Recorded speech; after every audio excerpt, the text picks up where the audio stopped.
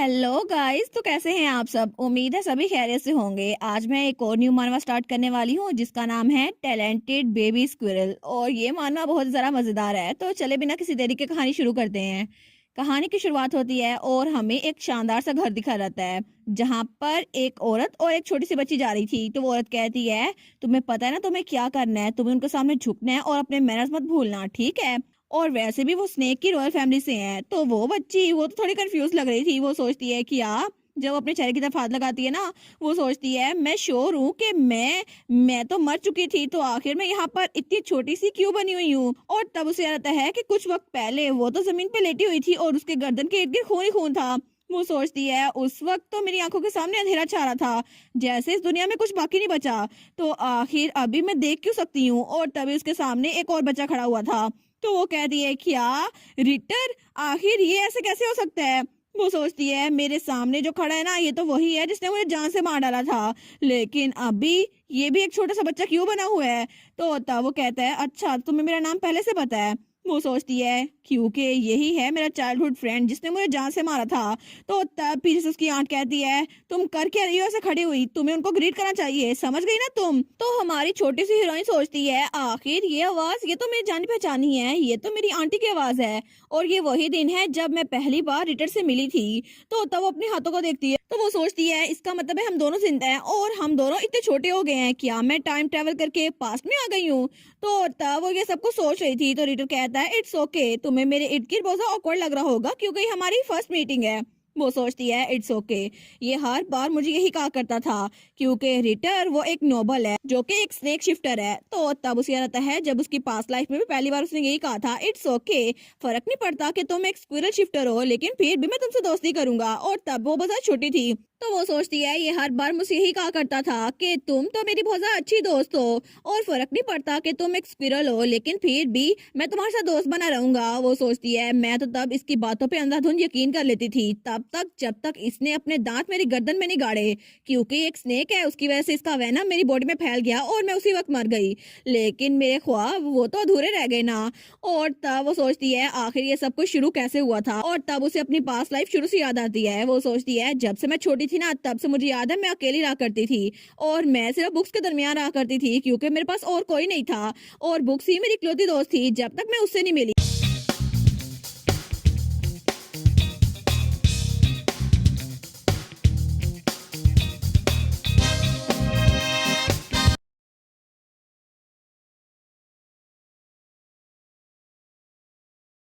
मैं उससे नहीं मिली।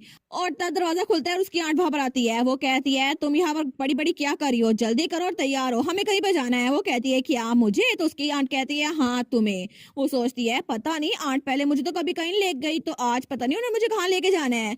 लेकिन तब उसकी आंटी एक बुक की तरफ इशारा करते हुए कहती है आज तुम भी एक वैल्यूएबल चीज करने वाली हो जैसे तुम्हारी उम्र के बच्चों को करना चाहिए। हालांकि मैं जानती हूँ कि तुम इस शादी के काबिल नहीं हो, लेकिन फिर भी तुम ड्यूक की बेटी हो, तो फिर तुम्हारा कुछ तो फायदा होना चाहिए ना। और तब उसे वो उस जगह पर लेकर आई थी उस खूबसूरत से घर में। तो तब उसकी आंट उसको अच्छे से कपड़े पहनाकर वहां लेके जा रही थी। वो कहती है याद रखना हिज हाइनेस तुम्हारे फ्यूचर हस्बैंड बनेंगे, तो तुम्हें उन्हें सर्व करना होगा अपने पूरे दिलो जान से। और अगर तुमने अपने हस्बैंड की खिदमत ना की ना, तो फिर देखना। तो तब उसकी आंट उसको बातें सुनाई जा रही थी। वो सोचती है इनकी बातें सुनकर तो मुझे ऐसा लग रहा है जैसे मैं किसी मॉन्स्टर के पास जा रही हूँ। तो तब उसकी आंटी उसकी तरफ देख के कहती है तुम्हारी माँ भी बिल्कुल तुम्हारी तरह थी, लेकिन उसने भी शादी की थी, तो तुम भी ये सब कुछ कर ही सकती हो, है ना। उसका दिल जीतना तुम्हारे लिए बिल्कुल भी मुश्किल नहीं होगा। और आगे वहां पे सारी मेड्स वो तरतीब से खड़ी हुई थी। तो तब उसकी आंट कहती है उनको ग्रीट करो, वो है हिज हाइनेस, तो उनके सामने झुकना मत भूलना क्योंकि तुम्हारे सामने कोई आम इंसान नहीं है, वो नोबल व्हाइट स्नेक का ब्लड है। और तब वहां पे रीडर खड़ा हुआ था। वो स्माइल करके कहता है नहीं नहीं, इसकी कोई जरूरत नहीं है, तुम्हें इतना फॉर्मल होने की कोई जरूरत नहीं है। और वो था रिटर जो कि 10 साल का था। तो तब हमारी हीरोइन उसको देखकर सोचती है ये तो बिल्कुल क्यूट सा है, जैसे आंटी ने कहा ना, बिल्कुल भी वैसा नहीं है। तो प्रिंस रिटर उसकी तरफ हाथ बढ़ाते हुए कहता है मैं हूँ second Prince of esteem kingdom, तो तुमसे मिलकर बहुत ज्यादा खुशी हुई और अब से तुम मेरे साथ ही रहोगी। तो हमारी हीरोइन कंफ्यूज ही होकर उसको देख रही थी, लेकिन तभी हमारी हीरोइन के हाथ पे एक मोती सा बना हुआ था। तो रिटर उसके हाथ को देखता है। वो कहता है ये, तो हमारी हीरोइन जल्दी से अपने हाथ को पीछे कर लेती है। वो कहता है मैंने कभी भी किसी बच्चे के हाथ पे ऐसा निशान नहीं देखा। वो कहती है अच्छा ये, लेकिन असल में वो निशान था एक कॉन्स्टलेशन का, क्योंकि सिर्फ शेप शिफ्टर जो के डायरेक्ट डिसेंडेंट होते हैं ना, उनके हाथ में निशान होता है। और ये निशान ये था पीस ऑफ स्टार, जिसकी वजह से किसी के पास बहुत ज्यादा पावर्स होती थी।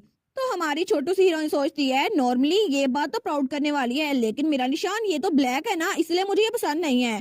तो तब रिटर उसके हाथ को पकड़ता है और कहता है इट्स ओके, तुम्हारा निशान बहुत ज्यादा प्रिटी है, ठीक है। तो तब वो रिटर को देखती है, वो सोचती है पहले कभी भी मुझे ये किसी ने नहीं कहा। तो रिटर कहता है मैं हमेशा तुम्हारी साइड पे रहूंगा, तुम्हें पता है ना, मैं हमेशा तुम्हारे साथ रहूंगा। लेकिन हमारी छोटू सी हीरोइन, उसको ये पता नहीं था कि जो प्रिंस जिसके साथ वो शादी करने वाली है फ्यूचर में, वो उसका बेस्ट फ्रेंड तो बनेगा, लेकिन जल्द ही उसकी दुनिया और सिमट जाएगी और वो बिल्कुल छोटी सी बन जाएगी। तो जब प्रिंस उसे मिलकर चला गया था ना, तो उसकी आंट उसके पास आई थी। वो कहती है अब से तुम्हें अपने लेसन पे फोकस करना होगा, अब से तुम्हें मैं किसी और रूम में शिफ्ट कर रही हूँ।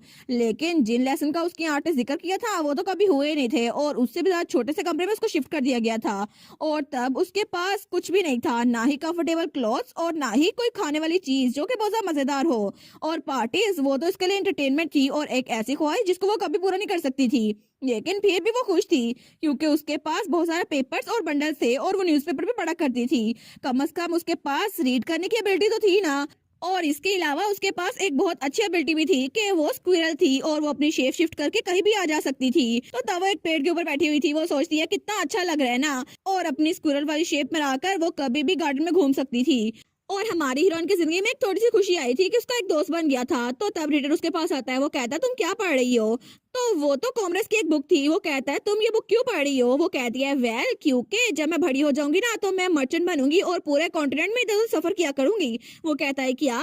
तो हमारी हीरोइन कहती है मुझे यकीन है कि मैं बहुत अच्छी मर्चेंट बनूंगी और जब मैं ताजिर बन जाऊंगी ना तो तब देखना सारी अथॉरिटी मेरे पास आएगी। और एक मर्चेंट उसके पास तो नो सेंस ऑफ शेम होती है जो कि अनप्रॉफिटेबल हो। और इसके अलावा वो दिल में सोचती है मेरी आंट तो मुझे हमेशा कहा करती थी तुम्हारी फैमिली ने तुम्हें छोड़ दिया क्योंकि वो शर्मिंदा थे तुमसे, इसलिए तुम्हें मेरे पास भेजा, इसीलिए तुम कभी भी कुछ नहीं बन सकती। लेकिन वो दिल में सोचती है अगर मेरी फैमिली मुझसे शर्मिंदा है और मुझे अपने पास नहीं रख सकती फिर तो अच्छा मौका है ना, मैं मर्चेंट बनूंगी और पूरी दुनिया घूमूंगी। और तब उसकी जिंदगी की सबसे बड़ी खुशी और सबसे बड़ा ख्वाब यही था कि उसे एक दिन मर्चेंट बनना है, और मर्चेंट बन के उसे समुद्र भी घूमना है और बहुत सारी जगह देखनी है, क्योंकि वो पूरी दुनिया बहुत दूर तक घूमना चाहती है। तो तब वो बड़ी खुश थी। वो कहती है एक बार मैंने बुक्स में जो पढ़ा है ना मैं सारे के सारे कॉन्टिनेंट ढूंढूंगी। लेकिन रिटर वो थोड़ा सीरियस होते हुए कहता है तो तुम क्वीन का टाइटल छोड़ के मर्चेंट बनना चाहती हो, एक छोटी सी मर्चेंट।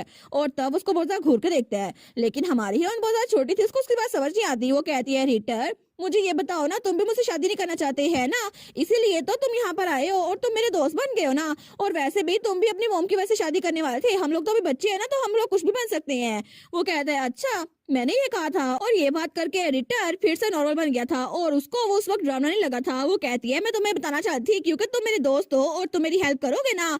लेकिन वो सोचती है मुझे एक्चुअली से ये नहीं कहना था क्योंकि हम छोटे बच्चे हैं और शादी की बात करना कितना एम्बैरसिंग लगता है ना। तो रिटर कहता है दोस्त ऑफ कोर्स हम दोस्त हैं और मैं अपने दोस्त का ख्वाब जरूर पूरा करूंगा। और तब उसकी स्माइल बहुत ज्यादा क्रीपी सी थी, लेकिन हमारी हीरोइन तो बड़ी खुश थी। वो कहती है थैंक यू तुम तो बेस्ट हो रिटर। तो तब वो स्माइल करता है, वो कहता है हाँ बिल्कुल तुम भी बेस्ट हो मेरी प्यारी दोस्त। और रिटर जो कि महीनों में एक बार उससे मिलने के लिए आता था, अगले दिन वो फिर से उसके पास पहुंच गया था। वो कहता है तुम्हें मर्चेंट बनना है ना तो मैं तुम्हारी हेल्प करूंगा। तो हमारी हीरोइन कहती है सच में तुम मेरी हेल्प करोगे। वो कहता है हाँ हाँ मैं तुम्हारी हेल्प करना चाहता हूँ, तो जब तक तुम्हारा ख्वाब पूरा नहीं हो जाता ना मैं तुम्हारी हेल्प करूंगा और हर रोज यहाँ पर आया करूंगा।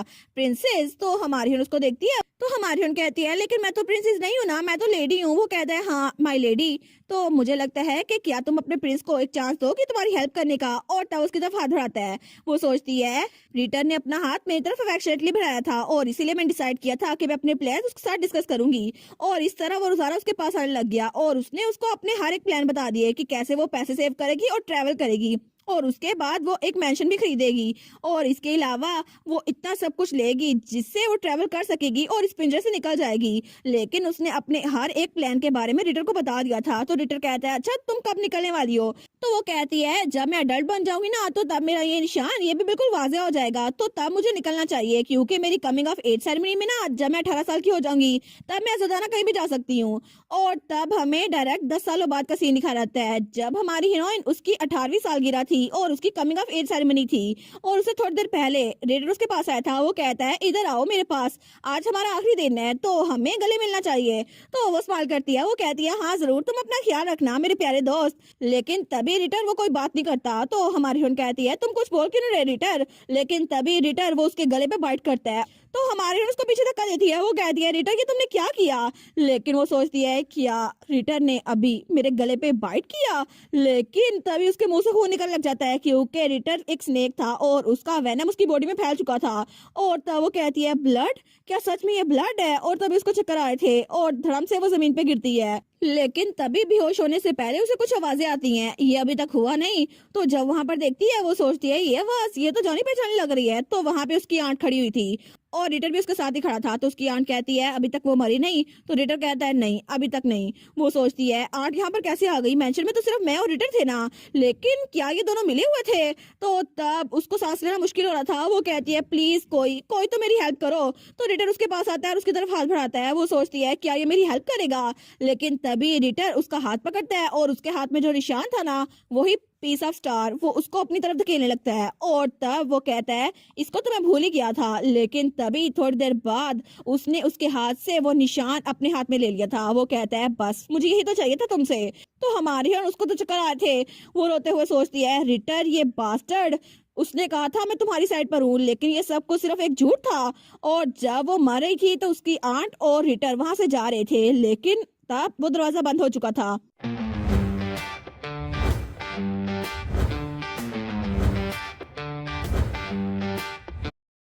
वो दरवाजा बंद हो चुका था। वो सोचती है मैं तो बस यहाँ से दूर जाना चाहती थी, लेकिन मेरा प्लान वो तो फेल हो गया और मुझे मारने वाला और कोई नहीं, मेरा इकलौता दोस्त था। और तब हमें सेकंड टाइमलाइन दिखा जाती है जब वो दोबारा से रिटर से पहली बार मिल रही थी। तो रिटर अपने आप को इंट्रोड्यूस करवाता है। वो कहता है मैं हूँ second Prince of esteem kingdom और आपसे मिलकर बहुत ज्यादा खुशी हुई। लेकिन हमारी उनको अपने मरने से पहले उसके अल्फाज याद आते हैं जिसने कहा था इसको तो मैं भूल ही गया था क्योंकि यही तो बहुत ज्यादा वैल्यूएबल है। और तब उसे रिटर बहुत ज्यादा घटिया लग रहा था। वो सोचती है ये बैक स्टैबिंग बास्टर्ड, इसको तो मैं छोड़ूंगी नहीं। तो जल्दी से वो चल के उसके पास आती है। तो वो कहता है माय लेडी क्या हुआ आपको? लेकिन तभी वो रख के उसके मुंह पर थप्पड़ लगाती है। तो रिटर तो बहुत ज्यादा शौक था। तो हमारी और थप्पड़ लगा दिया था, लेकिन उसकी आंट और मेट तो बहुत ज्यादा शौक थी और उनका तो मुंह खुला का खुला रह गया था। तो उसकी आंट कहती है ये तुमने क्या किया? तुम बदतमीज, तुम्हें पता भी है ये कौन है? तो मेट्स कहती है योर हाइनेस। लेकिन हमारी और सोचती है हाँ बिल्कुल, इसने अपने इन्हीं दांतों से मुझे मारा था ना, तो मैं इसके मुंह पे थप्पड़ मारूंगी। तो तब वो तो उसके ऊपर ही कूद जाती है और उसके दे दनादन मुक्के मारने लगती है।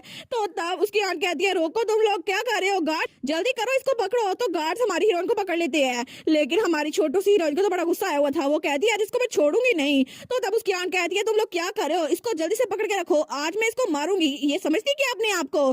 तो हमारी और वो सोचती है अच्छा ये मुझे मारेंगी। लेकिन तभी वो शेप शिफ्ट करती है। तो गार्ड्स कहते हैं क्या हमने इसका हाथ पकड़ा था लेकिन ये गायब हो गई। तो तभी उसकी आंट ऊपर देखती है तो वो पेड़ पे चढ़ गई थी और वो अपनी गुलहरी वाली फॉर्म में आ गई थी। तो उसकी आंट कहती है वो देखो वहां पर रही, वो जल्दी करो उसको पकड़ो। लेकिन हमारी हीरोइन वो तो स्क्विरल बनी वहां से भाग रही थी। वो सोचती है अच्छा ये लोग मुझे पकड़ेंगे, बिल्कुल भी नहीं, मैं कोई चूहा थोड़ी ना हूँ, मैं इनको अपने आप को पकड़ने नहीं दूंगी। और इस तरह हमारी हीरोइन उसने डिसाइड कर लिया था कि वो इस जगह से भाग के रहेगी क्योंकि इस जगह पर उसका कोई भी दोस्त नहीं था। और तब वहां से भाग निकली थी। लेकिन तभी बाजार का सीन दिखा जाता है। तो तब कोई कहता है नॉर्थ में हम लोग नॉर्थ एस्लैंड साइड पे जा रहे हैं और अगर किसी को वहां पे जाना है तो यहाँ पर आ जाए। तो हमारी हीरोइन उस बग्गी के ऊपर बैठ गई थी। तो तब कोचवान कहता है हम लोग निकलने वाले हैं और तब वो बग्गी वहां से चलने लगती है। लेकिन हमारी उस पूरी जगह को देखती है। वो सोचती है ये तो वही जगह है ना जहाँ पे मैं भड़ी हुई थी और ये वही जगह है जहाँ पे मैं मरी थी। लेकिन मेरी गर्दन कितनी ज्यादा दर्द कर रही थी ना जब रिटर ने मेरी पास्ट लाइफ में मुझे काटा था। तो तब वो सोचती है मैं कितनी जरा खुश थी ना कि मैं उस जगह को छोड़ के चली जाऊंगी, लेकिन रिटर ने मुझे धोखा दे दिया और मुझे अभी भी बहुत ज्यादा अजीब लग रहा है इस जगह को छोड़ते हुए क्योंकि ये जगह यहाँ पे मेरी सारी की सारी पास्ट मेमोरीज हैं और यहाँ पे मेरा एक ही दोस्त था, लेकिन वो दोस्त नहीं वो तो सांप निकला। अरे वो तो सच में सांप था। तो तब वो बग्गी वहां से निकल रही थी। वो सोचती है गुड बाय मेरा प्यारा घर, लेकिन दोबारा कभी भी मैं यहाँ पर लौट के नहीं आऊंगी, अपनी आंट के होते हुए तो कभी भी नहीं। और दूसरी तरफ उसकी आंट तो उस मेंशन में चिल्लाई जा रही थी। वो कहती है तुम अनग्रेटफुल थिंग, तुम वापस तो आओ, तुम्हें मैं छोड़ूंगी नहीं। लेकिन प्रिंस रिटर वो तो हक्का बक्का वहां पे खड़ा रह गया था और तभी उसके मुंह से एक दांत बाहर निकलता है। तो तब वो सोचता है मुझे पता था कि इस बॉडी में ये बेबी टूथ पहले हिल रहा था, लेकिन सच में उसने मेरे मुंह पे मुक्का मारा। तो तब उसकी आंट को तो बड़ा गुस्सा चढ़ा हुआ था। वो कहती है एक बार मैं उसको पकड़ लूं सबक सिखाऊंगी। लेकिन तभी पीछे से रिटर कहता है वाई काउंटेस मेरी बात सुने, मुझे लगा था कि शायद आप अपनी नीस को मेरे साथ इंट्रोड्यूस करवाने वाले हैं। तो वो कहती है योर हाइनेस। तो प्रिंस रिटर कहता है ये तो बहुत ज्यादा अनएक्सपेक्टेड इनकाउंटर था। तो वो उसके सामने झुक जाती है। वो कहती है मुझे आइडिया नहीं था कि वो बच्ची ऐसी हरकतें करेगी, लेकिन प्लीज मुझे माफ कर दें। तो वो कहता है सच में तुम कह रही हो कि तुमने ये जानबूझ के प्लान नहीं किया था, लेकिन क्या सच में तुम मुझे बाईपास करके मेरे बड़े भाई के साथ नहीं मिलना चाहती? वो कहती है नहीं नहीं बिल्कुल भी नहीं, मैं आपके साथ लॉयल हूँ और प्लीज मुझे माफ कर दे, मैं प्रॉमिस करती हूँ जैसे ही वो वापस आएगी ना मैं आपको बता दूंगी, तो प्लीज हर मेजेस्टी को ना बताइएगा। तो तब वो वहां पर बिल्कुल सीरियस खड़ा हुआ था, वो कोई जवाब ही नहीं देता। लेकिन हमारी हीरोइन की आंटी तो उसके सामने झुकी हुई माफी मांगी जा रही थी, तो वो कहता है ठीक है मैं समझ गया, अगर जरूरत पड़ी ना तो मैं तुम्हें अलाउ करूंगा कि तुम रॉयल क्रिस्टल बॉल को भी यूज करो, क्योंकि वही वही आखिरी रास्ता बचता है।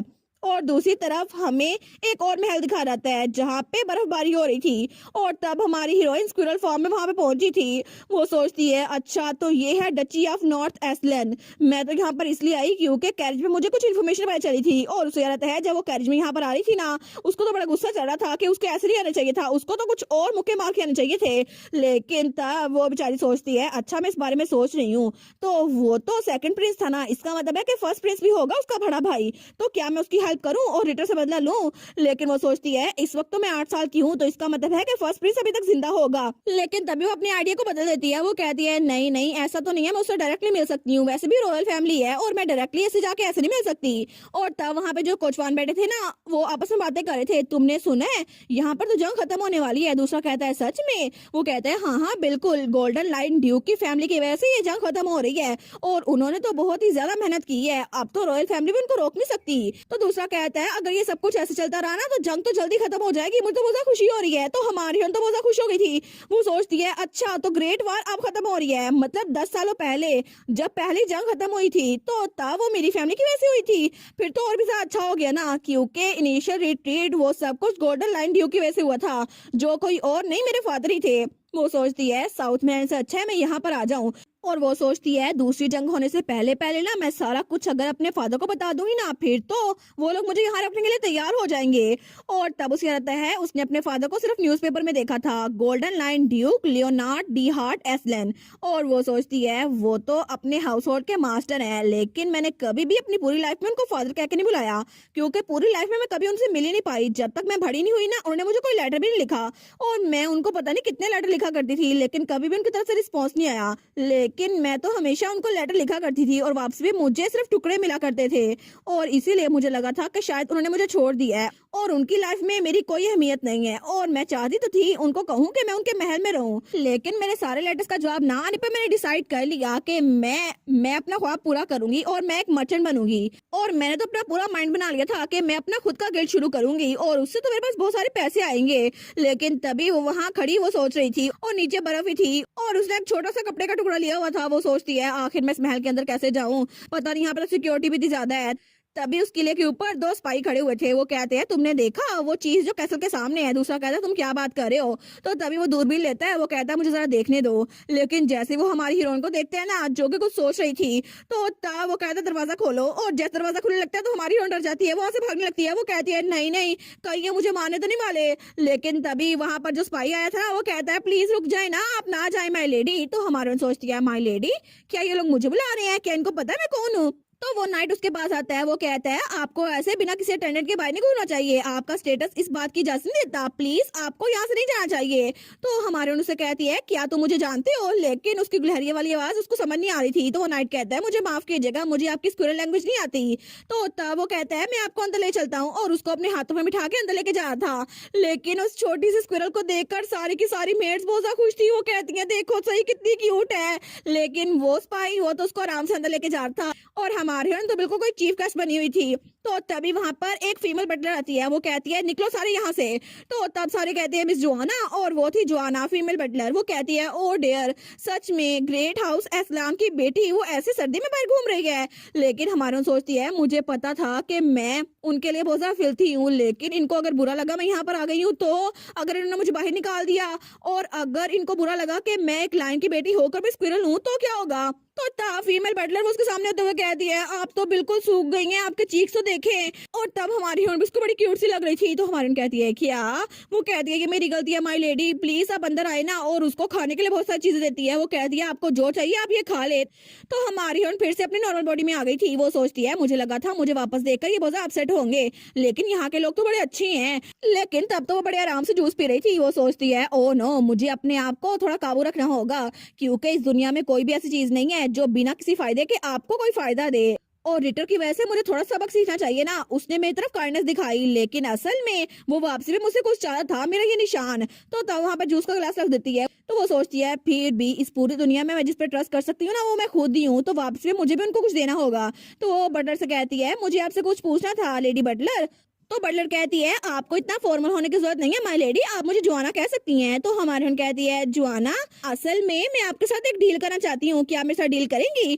तो वो बटलर कहती है क्या आप क्या कह रही हैं, क्या आपका मतलब है कि आप इस घर के साथ एक डील करना चाहती हैं, मतलब अपने हेड ऑफ हाउस से मिलना चाहती हैं? वो सोचती है लगता है ये अपने फादर को बड़ा मिस कर रही है, बड़ी अकेली रहती होंगी ना ये। लेकिन हमारी बहन कहती है हाँ हाँ बिल्कुल। वो सोचती है इनके फादर ने तो बचपन से इनको देखा ही नहीं है, इसलिए अपने फादर को मिस करती हुई यहाँ पर आ गई है, लेकिन बेचारी कितनी अकेली है ना। तो वो कहती है माय लेडी, अभी के लिए आपके फादर यानी कि ड्यूक वो बाहर गए हुए हैं जंग के लिए, और जैसे जंग खत्म होगी ना वो वापस आ जाएंगे। तो अगर आप उनको मिस करेंगे ना फिर भी आप उनसे मिल नहीं सकती, और जैसे ही वो विलन को हरा देंगे ना यहाँ पर वापस आ जाएंगे। तो हमारी उन कहती है क्या? वो कहती है तब तक के लिए आप यहाँ पर रहें और इस सेफ जगह पर इंतजार करें। तो हमारी उन कहती है अच्छा, तो यहाँ पर सबसे ज्यादा अथॉरिटी किसके पास है उनके अलावा? तो हमारी हन सोचती है मुझे जल्द से जल्द कोई इनिशियल रिट्रीट करनी होगी ताकि वो लोग मुझे यहाँ से बाहर ना निकाले। वो कहती है क्या मैं उस आदमी से बात कर सकती हूँ जो यहाँ का इंचार्ज है? तो तब वो मेड कहती है अच्छा, तो वो इसका मतलब है जो हिज ग्रेस की जगह भी यहाँ पे काम कर रहा है। लेकिन तभी दरवाजा खुलता है और वहां से कोई आदमी वहां पर आता है। तो हमारी हीरोइन और बटलर दोनों डर जाती हैं। तो दोनों वहां पर देखती है तो वहां पे एक लड़का खड़ा हुआ था जिसके काले बाल थे, तो तब उसके हाथों में खून लगा हुआ था, और वो था कार्लिटस एस्लान जो कि 15 साल का था। तो वो चलता हुआ हमारी हीरोइन के पास आता है। वो सोचती है ये, तो तब उसके सामने आके रुकता और कहता है हेलो भागी हुई स्क्विरल। तो हमारी हीरोइन उसको देखती है, वो कहती है क्या भागी हुई स्क्विरल, लेकिन ये मुझे ऐसे क्यों बुला रहा है?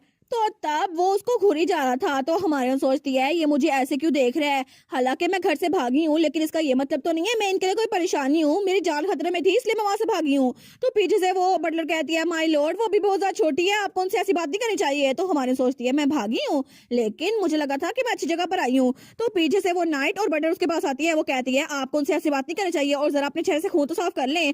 तो तब वो दोनों उसके मुंह से खून साफ कर रहे थे। तो हमारी सोचती है मुझे लगता है कि इसको मेरा आना बुरा लग गया है, लेकिन अगर ये मेरे फादर का कैसल है भी ना तो फिर भी मैंने इसको पोर्ट्रेट में देखा हुआ है, और मुझे लगता है कि ये तो कार्लिटस एस्लान है, यानी कि मेरा बड़ा भाई है ना, एक ऐसा जीनियस स्वॉर्डमैन जिसने 10 साल की उम्र में बैटलफील्ड में जाना शुरू कर दिया था, और जैसे कि वो उसका घर हो, और हर कोई इससे डरता है क्योंकि ये बहुत ज्यादा डरावना है, और ऐसा लगता है ये डायरेक्ट बैटलफील्ड से ही आया है, और इसको सब लोग रेड लाइन भी कहते हैं क्योंकि ये हर वक्त खून में डूबा रहता है। लेकिन वो सोचती है मुझे यकीन नहीं होता कि ये आदमी जो मेरे सामने खड़ा है ये असल में मेरा भाई है। तो तब उसका भाई उसके सामने आता हुआ कहता है अच्छा, तो तुम हो मेरी बेबी सिस्टर। वो सोचती है क्या मतलब, इसको लगता है कि ये खुश नहीं है क्योंकि मैं इसकी सिस्टर हूँ, और तब वो तो बहुत ज्यादा उदास हो गई थी और बड़ी परेशान भी। लेकिन तभी उसके भाई को कुछ एहसास होता है, वो उसके पास आता हुआ कहता है आखिर तुम्हारे इर्द गिर्द से स्नेक की स्मेल क्यों आ रही है? और थोड़ी देर पहले वो रिटर से मिली थी ना और उसके मुक्के मारे थे, इसलिए उसकी स्मेल उसके पास आ गई थी। लेकिन उसका भाई उसके पास आता है, वो सोचती है स्नेक की तरह, लेकिन मुझे लगता है कि इसकी आईज, ये तो एस्लान की गोल्डन आईज है, और गोल्डन आईज ये तो लाइन शिफ्टर में होती है ना, और ये आईज तो बहुत ही ज्यादा रेयर है, लेकिन इसको देख ही पता चल रहा है ये कितना पावरफुल होगा।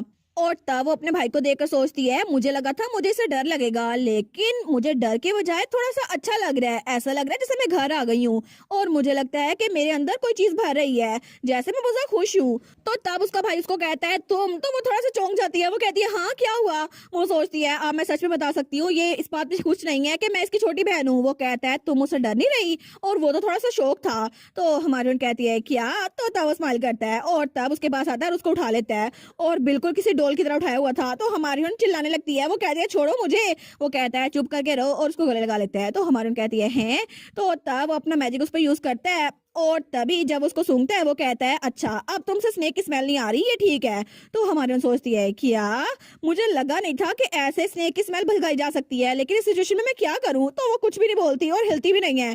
तो उसका भाई कहता है तुम मर तो नहीं गई, ये तो हिल ही नहीं रही।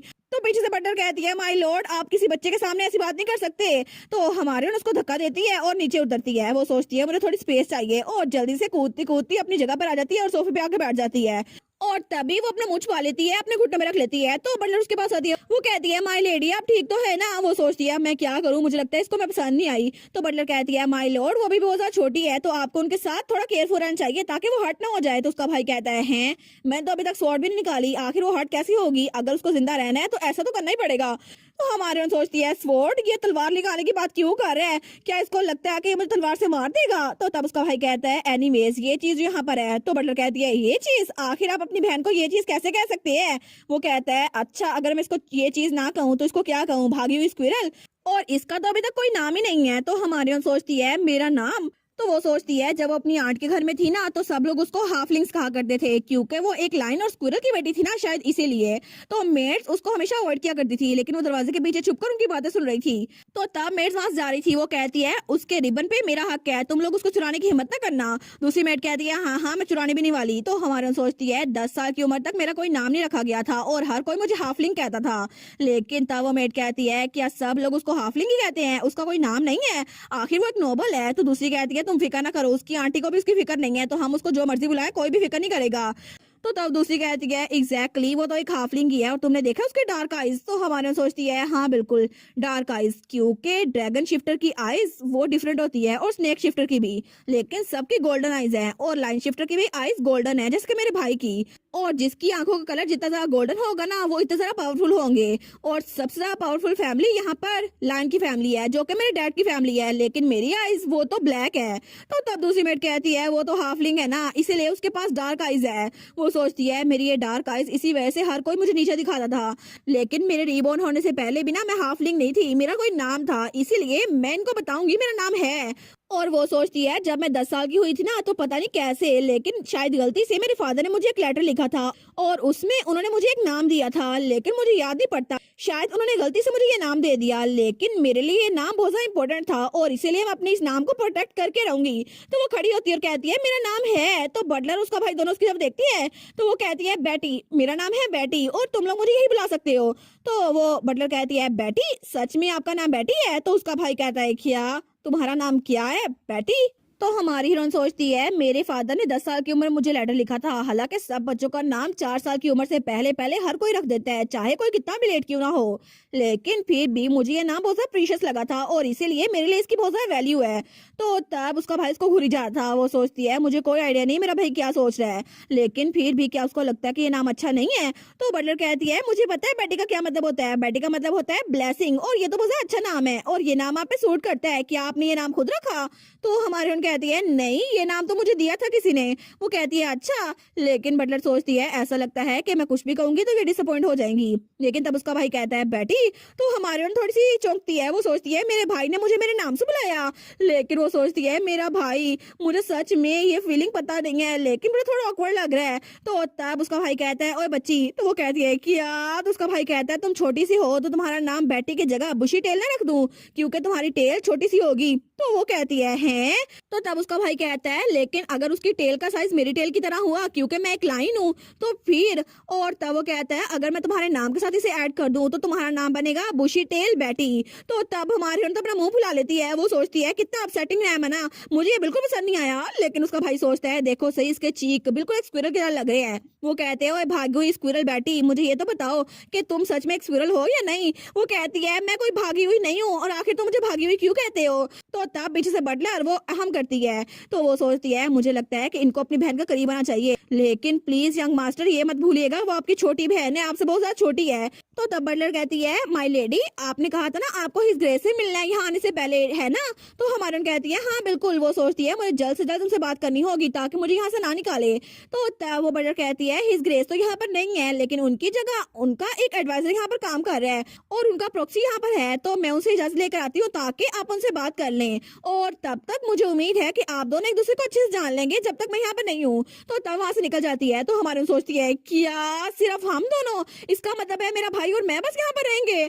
तो तब वहां से निकलती है। वो सोचती है मुझे लगा नहीं था कि उन्होंने खुद ही अपने लिए एक नाम रख दिया होगा। तो दूसरी मेड उसको टकराती है, वो कहती है हेलो मैडम, लेकिन तब वो बटलर सोचती है एक नाम वो तो किसी बच्चे की खूबी की वजह से उसको दिया जाता है, स्पेशली उसकी पर्सनैलिटी के हिसाब से, लेकिन अगर उसका नाम उसको उसकी पर्सनैलिटी के हिसाब से ना दिया जाए ना तो फ्यूचर में कोई भी एक्सीडेंट हो सकता है और ऐसे इंसिडेंट से बचाने के लिए बहुत ज़्यादा ध्यान से बच्चों का नाम रखा जाता है, जैसे कि बच्चों का टेम्परामेंट कि वो गुस्सा करते हैं या फिर नहीं, और उनको 1 से 2 साल तक जज किया जाता है और उसके बाद उनके लिए सूटेबल नाम रखा जाता है। स्पेशली अगर कोई फैमिली अपने बच्चों को बहुत ज़्यादा पसंद करती है ना, तो नाम रखने में 3 से 4 साल लग जाते हैं, लेकिन फिर भी ये परफेक्ट नाम रखा जाता है जिसकी वजह से कोई भी बच्चा वो प्रोटेक्ट रहता है। लेकिन वो सोचती है अभी भी कितना अजीब है ना कि वो 8 साल की हो गई थी और उनको अपना नाम नहीं पता था, इसीलिए उन्होंने खुद ही अपना नाम रख दिया। वैसे भी वो अब कोई छोटी सी बच्ची तो है नहीं, और वहां पे एक स्क्विरल का स्टैचू पड़ा हुआ था। वो सोचती है अब आखिर कब तक हम उन्हें माई बेबी कह के बुलाएं।